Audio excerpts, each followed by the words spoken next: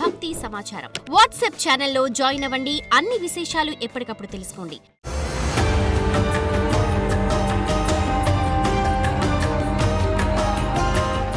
జై వీరబ్రహ్మ జై గోవిందమాంబ జై. నేను మీ కృష్ణమాచార్య శ్రీ బ్రహ్మపదం.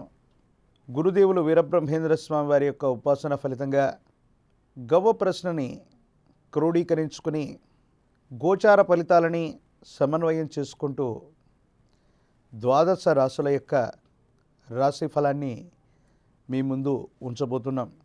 ప్రధానంగా 5వ తారీఖు మే మాసం 2025 నుండి 11 మే 2025 వరకు ఉన్నటువంటి గ్రహ సంచార స్థితి. ప్రధానంగా మేషంలో రవి, వృషభంలో దేవగురు అయినటువంటి బృహస్పతి, కర్కాటకంలో కుజుడు, కన్యలో కేతువు, మీనంలో బుధుడు, శుక్రుడు, శని, రాహు, మళ్ళీ బుధుడు మేషంలో కూడా వెడుతుంటాడు. ఇది ద్వాదశ రాశుల్లో ఉన్నటువంటి ఈ వారం యొక్క గ్రహ సంచార స్థితి.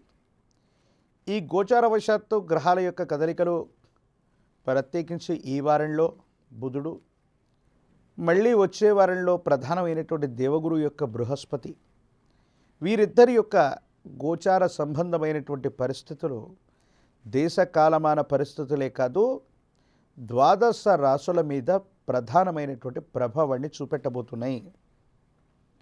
కొన్ని రాశులకేమో విశేషవంతమైనటువంటి గురుబలం రాబోతుంది. మరికొన్ని రాశుల బలహీనమవుతున్నటువంటి పరిస్థితులను కూడా మనం చూస్తూ ఉంటాం. ఈ సందర్భంలో ద్వాదశ రాశుల యొక్క రాశిఫలం ఏ విధంగా ఉంది, ఏ ఏ పరిహారాలని పాటించాలన్న విషయాన్ని ఇప్పుడు మనం తెలుసుకునేటువంటి ప్రయత్నం చేద్దాం.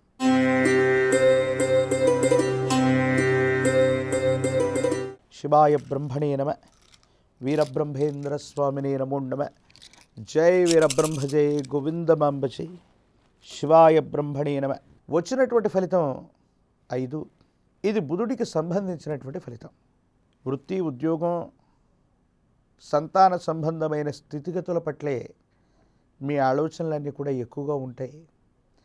మీరు చేస్తున్న వృత్తి అవ్వచ్చు, ఉద్యోగం అవ్వచ్చు, కుటుంబపరమైనటువంటి అంశాల గురించి ఎక్కువగా మీరు ఆలోచన చేస్తూ ఉంటారు.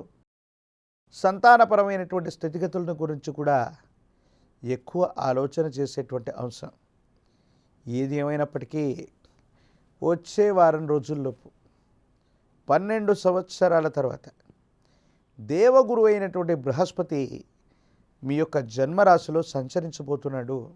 కొన్ని రకాలైనటువంటి పరిస్థితుల్లో మంచి చెడుల యొక్క మేలు కలయిక ఉన్నప్పటికీ మిథున రాశి జాతకులకి ఒక గొప్ప గురుబలం కారణంగా అద్భుతమైనటువంటి స్థితిగతులు రాబోతున్నాయనటంలో ఎటువంటి సందేహం కూడా లేదు. అయితే సంతానం గురించి, వారికి సంబంధించిన యోగక్షేమాల గురించి, వారికి సంబంధించిన భవిష్యత్తు గురించి మీరు ఎక్కువగా చింతిస్తారు. వారి భవిష్యత్తుకు సంబంధించిన అంశాలు ఏమవుతాయి, ఎలా ఉండబోతాయి, ఏం జరుగుతుందో ఏమిటోనన్న మానసికమైనటువంటి ఆందోళన మాత్రం మీ మనసు నిండా ఉంటూ ఉంటుంది. భార్యాభర్తల మధ్య అభిప్రాయ భేదాలు కొనసాగుతాయి. ఎవరో వ్యక్తి చెప్పినటువంటి మాటల్ని వాస్తవంగా భావన చేసి మీ మధ్య ఉన్నటువంటి ప్రశాంతకరమైనటువంటి జీవితాన్ని మీరు కోల్పోయేటువంటి అవకాశం ఉంటుంది. కాబట్టి అభిప్రాయ భేద సంబంధమైన స్థితిగతులు వచ్చినప్పుడు భార్యాభర్తలు మాత్రమే ఒకరితో ఒకరు సంభాషించుకోవటం వల్ల ఇవి అపోహలు, అపార్థాలుగానే తేలిపోయేటువంటి అవకాశం కనబడుతుంది. ఆర్థికపరమైన అంశాలు బాగున్నాయి. ఎంతో కాలంగా పెండింగ్లో ఉన్నటువంటి పనులను పూర్తి చేసుకోగలుగుతారు. అనుకూలవంతమైనటువంటి ఫలితాలు వచ్చేటువంటి అవకాశం కూడా కనబడుతూ ఉంటుంది.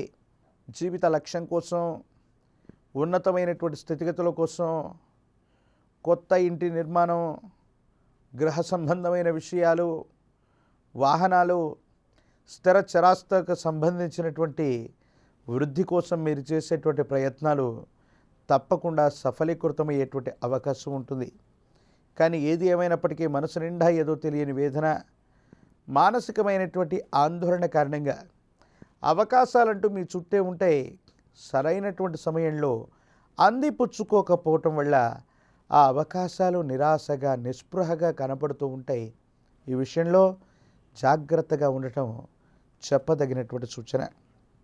ప్రత్యేకించి మిథున రాశి జాతకులు, ఈ రాశిలో ఉన్నటువంటి విద్యార్థులకు బాగుంది. మొదటి ప్రయత్నం ద్వితీయ ప్రయత్నంలో కూడా అద్భుతమైన ఫలితాలు వస్తూ ఉంటాయి. అనుకూలవంతమైనటువంటి ఉత్తీర్ణతను కూడా పొందుతూ ఉంటారు. మరిన్ని సానుకూలవంతమైనటువంటి ఫలితాలు పొందడానికి కానీ మీ సమీప ప్రాంగణంలో విష్ణుమూర్తి స్వరూపమైనటువంటి ఆలయ ప్రాంగణంలో స్వామివారికి తులసి దళాలతో కట్టిన మాల, తులసి మాలని స్వామివారికి అందజేస్తే బియ్యము బేడల వంటి విశేషవంతమైన ముడి పదార్థాలని విష్ణుమూర్తి స్వరూపమైన ఆలయ ప్రాంగణంలో అందజేసి వస్తే జాతకంలోని సర్వారిష్టాలు తొలగిపోతాయి. మీరు చేసే ప్రయత్నాలు తప్పకుండా సఫలీకృతమయ్యే అవకాశం కనపడుతూ ఉంటుంది.